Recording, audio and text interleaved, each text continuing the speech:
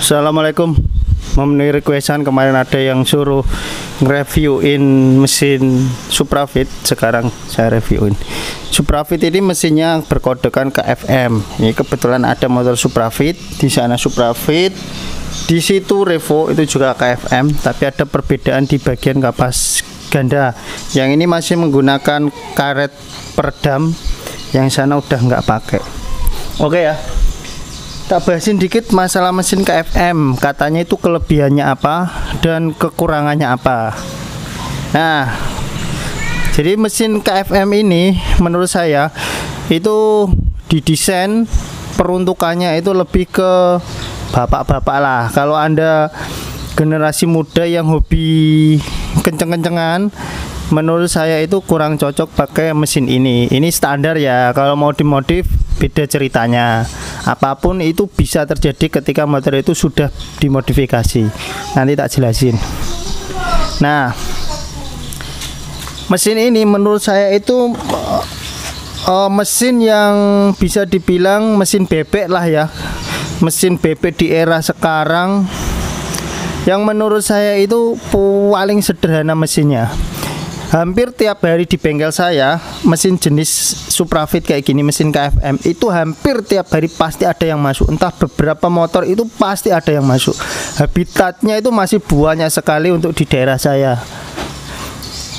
Nah, kenapa banyak orang memakai mesin ini? Alasan paling banyak dari suara konsumen ya, itu motornya itu mudah dirawat, bandel katanya ya. Nah, kalau untuk yang mudah dirawat, yang pertama saya setuju. Kalau untuk bandel, ya saya agak kurang setuju ya.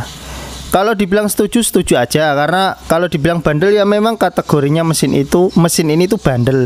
Cuman kalau kita bandingkan dengan mesin sebelah ya, misal dari Yamaha yang sekelas ini sama dari Suzuki yang sekelas ini, itu masih kalah bandel untuk mesin ini. Masih bandelan si Yamaha atau si Suzuki. Tapi kalau kita ngomongin perawatannya mudah, memang mesin ini itu lebih mudah dibandingkan motor Yamaha atau Suzuki untuk segi perawatan. Kalau teman-teman punya kunci 8, 10, 12, 14, itu udah bisa bongkar mesin ini. Terutama di bagian sinilah ya, kalau kita mau ngolter apa itu sih. Ini bautnya itu cuman, ini baut 10, 10, 10, 10 ya, di sini baut 8. Di sana baut 10, 10 knalpot 10, 10. Simple. Buka baut 10 model kunci ring pas 10 atau kunci T 10 8, itu udah bisa buka semua ini. Sesimpel itu. Beda dengan merek sebelah yang ada kunci keluar semuanya lah ibaratnya ya. Dari obeng, ketok lah, dari kunci L lah, dari L4, L5. Pokoknya kalau buat yang awam itu agak susah lah gitu ya. Motor ini sangat-sangat sederhana menurut saya. Jadi banyak tempat-tempat kursus ya di sekolahan-sekolahan, itu kebanyakan mereka itu basicnya ketika mengajari muridnya ya, mengajari murid itu cara bongkar pasang motor, itu pasti kebanyakan basicnya itu mesin KFM, mesin GN5, pokoknya kap-kapnya Honda itu kebanyakan paling basic. Nanti setelah memahami mesin generasi seperti ini, baru mereka itu mengarah ke Yamaha atau Suzuki. Karena mesin Honda itu memang bener yang orang bilang itu perawatannya mudah dan simple untuk mesin ini ya. Jadi tak jelasin dari mana dulu ya. Dari segi mesin aja lah ya. Nah, kalau kita ngomongin dari tengah ya, tengah aja lah ya. Tengah dari rasionya, mesin ini tuh bisa dibilang untuk rasionya itu sederhana sekali ya, dan tingkat kerapatannya juga sedengan pas ya. Jadi motor ini kalau dipakai untuk medan persawahan, lumpur, pegunungan, itu tenaganya jos ya. Kampas kopling masih menggunakan per normal umumnya ya, motor menggunakan 4 kampas kopling atau 5 kayak gitu ya, 4 itu tergolong masih bagus lah. Kampas ganda, lonceng gandanya itu simple, enak, nggak pernah penyakit yang los kayak muncul di Yamaha atau Suzuki yang sering starternya los, itu jarang sekali ada, tapi jarang sekali untuk generasi Honda ini, karena dari pelor one-way-nya itu selain rapat dia juga menggunakan besi semua, nggak ada plastik-plastiknya kayak di merek-merek sebelah. Jadi untuk bagian kampas kopling menurut saya mesin ini tuh paling mudah lah perawatan, jarang sekali rewel. Bahkan banyak saya temui motor-motor yang ini 2004, 2003 itu masih banyak untuk area kopling itu belum pernah dibongkar sama sekali ya. Saya misal, Mas motorku kok kayak gini, ku bongkar kampas kopling, ternyata pertama kali saya yang bongkar. Itu masih banyak sekali. Jadi untuk bagian transmisi, untuk bagian kampas kopling, motor ini tuh terbilang bandel, awet, penak lah. Terus kayak per engkol itu letaknya di samping semua. Jadi ketika per engkolnya patah, namanya motor tua kadang kan starter tangan udah nggak ada, jadi sering diengkol akhirnya patah. Itu untuk penggantian sangat simpel dan mudah sekali. Letaknya semuanya di samping. Nah terus kita lanjut ke bagian mesin sini ya. Mesin ini di bagian area boringnya, nah menurut saya sendiri untuk di area boringnya itu nggak setebel merek-merek sebelah untuk boringnya. Boringnya itu tipis, jadi menurut saya untuk motor jenis KFM ini, mesin KFM itu bagusnya mengikuti standar pabrikan. Maksudnya kalau pabrikan nyaranin adanya jual piston sampai 100, ya sampai 100 aja, setelah 100 diganti. Itu menurut saya. Kalau dinaikkan 125, 150 pakai aftermarket, nah itu biasanya motor ini akan timbul suara-suara aneh, terus makin boros jelas, terus tenaganya biasanya malah makin ngempos dan cepet panas overheat. Itu untuk jenis KFM. Beda dengan merek sebelah yang biasa boringnya kan tebel-tebel, jadi di kolter di atas 100 pun mereka masih tahan lah, boringnya itu masih kuat. Kalau ini boringnya tipis ya, linernya maksudnya, boring liner ya. Jadi kalau di kolter itu ya maksimal 100 aja lah, jangan lebih dari 100. Nah itu anjuran saya. Tapi nggak perlu risau pengguna motor KFM, walaupun boringnya Honda Suprafit ini itu kategorinya tipis, ya nggak tipis banget sih, maksudnya nggak setebel merek-merek sebelah. Tapi untuk linernya Honda itu teruji menurut saya, linernya itu bagus ya, kualitasnya bagus, walaupun dia nggak tebel banget, tapi kualitas linernya itu bagus kalau masih ori ya. Nah terus untuk bagian setang, bandul, bearing itu kategori untuk mesin ini itu nggak mudah ngeletrek lah, ngeletrek biasanya. Kalau motor-motor sebelah kan merek-merek lain atau jenis lain biasanya kan ketika sepiling setang itu udah mulai kocak ke samping ya, dia udah mulai muncul suara duk-duk lah, suara yang krecek-krecek dan lain-lain. Kalau motor ini biasanya sepilingnya agak jauh, itu masih mesin itu masih adem. Nah karakter motor ini tuh kayak gitu sih, banyak, makanya banyak yang bilang mudah perawatannya ya. Kalau kita cocok-cocokkan ya memang ya cocok gitu ya. Jadi istilahnya yang dibilang mudah perawatan mungkin bagi beberapa orang itu dipalar-palar itu masih bisa lah, bahasanya kayak gitu. Terus untuk bagian depan sini ya, bagian klep itu sangat sederhana, klepnya kecil-kecil ya, batangnya 5 mili. Jadi untuk klep itu, batang klep apa itu nggak mudah aus ya. BBM tetap irit karena klepnya itu diameternya kecil-kecil.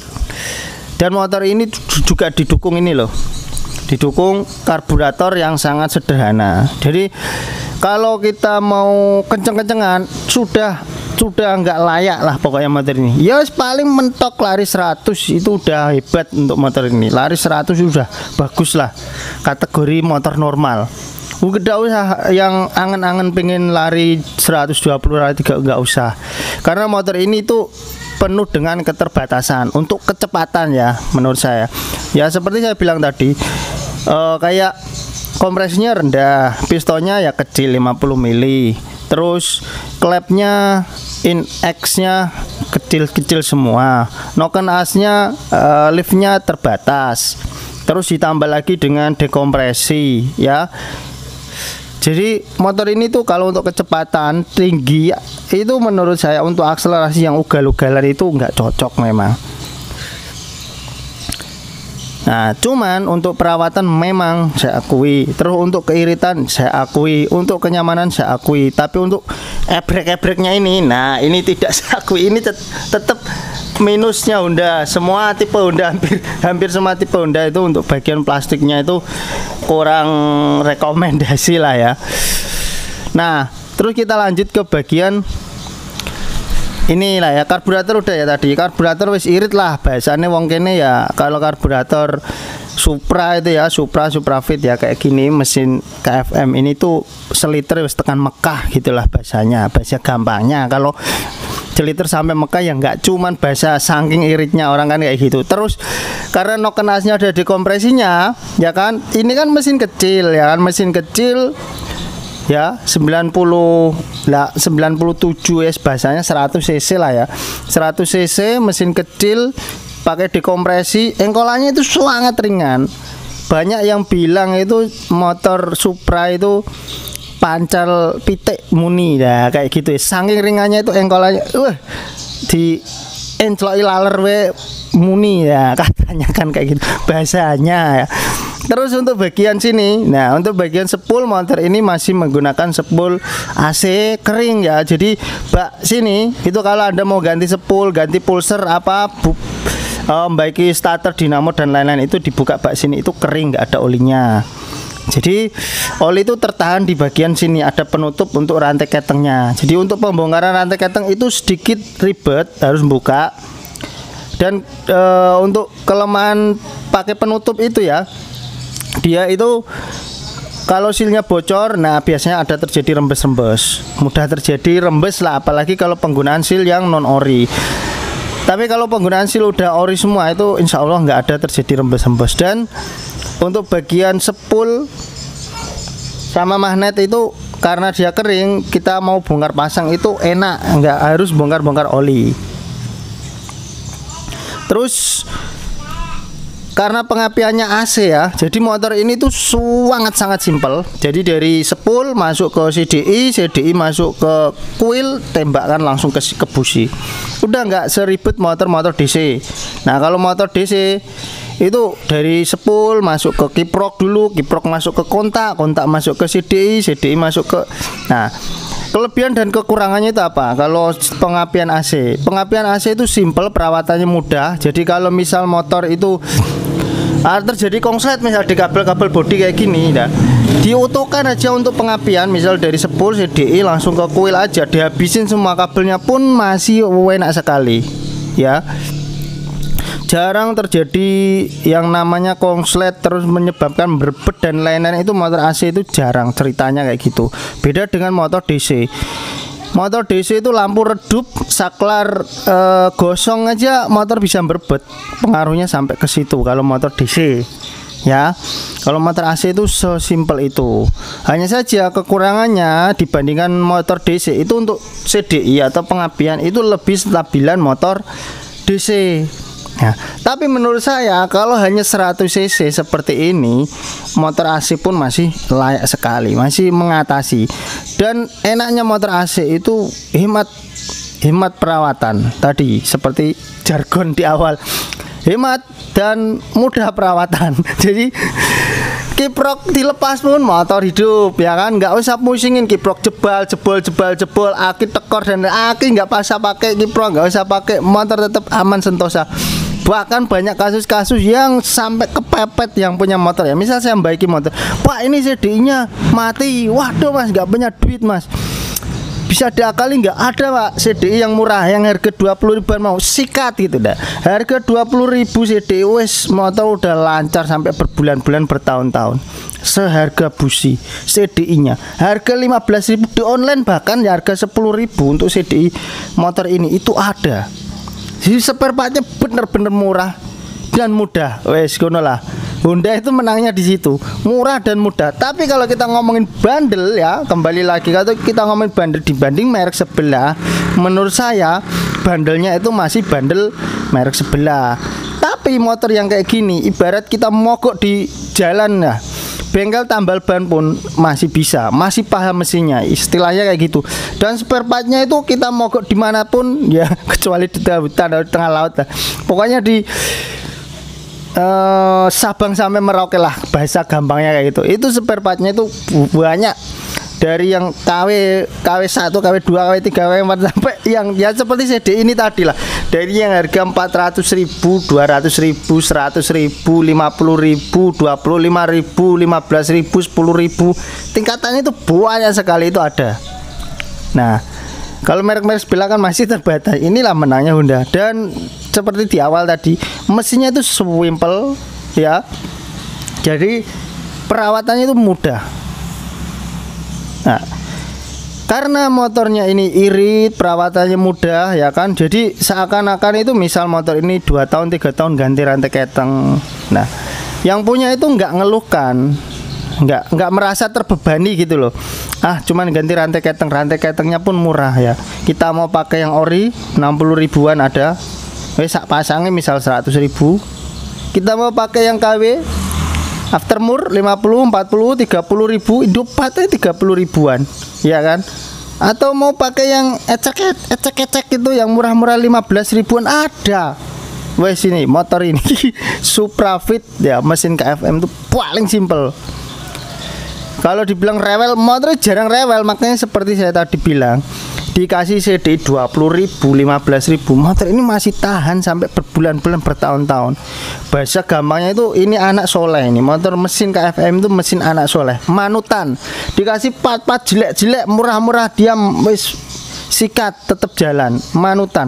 Mesinnya suara kuasa, tetap hidup karena rantainya modelnya kayak gini. Ya, model H kayak gini. Lah kalau maaf ya, kalau Suzuki misal mesin ecek lompat kampret, tabrakan klep langsung karena dia butterfly.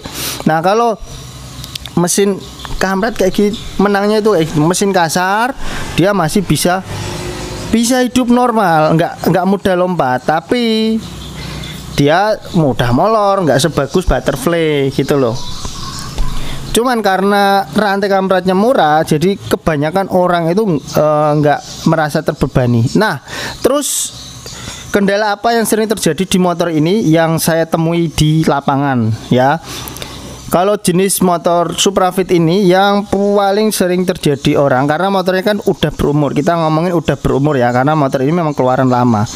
Yang sering saya kerjakan yang paling umum ya penggantian kampas ganda, kampas kopling, lonceng ganda itu sering ya. Tapi yang masih utuh banyak, tapi yang paling sering itu.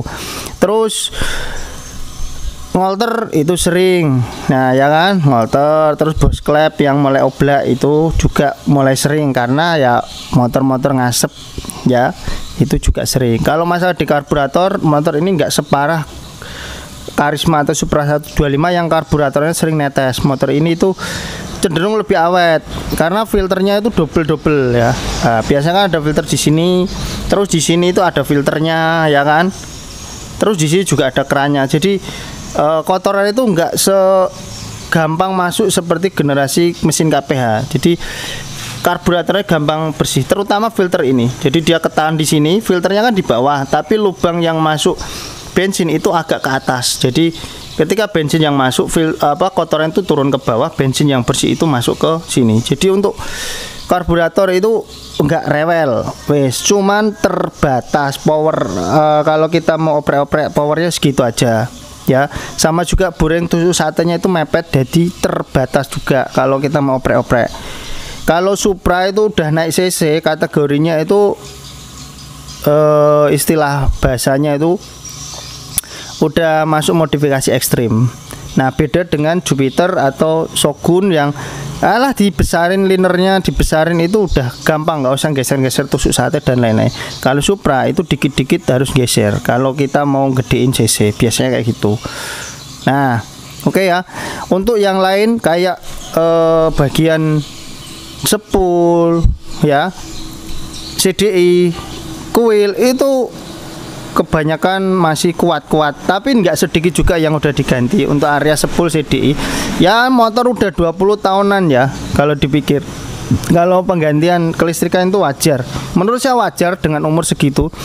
Beda dengan motor sekarang injeksi walah 2 tahun 2 tahun aja 3 tahun walah sudah baiki. Terus yang punya sampai jutek motorku injeksi baru setahun udah full pumpnya kena lah, injektornya lah berebet lah ya kan.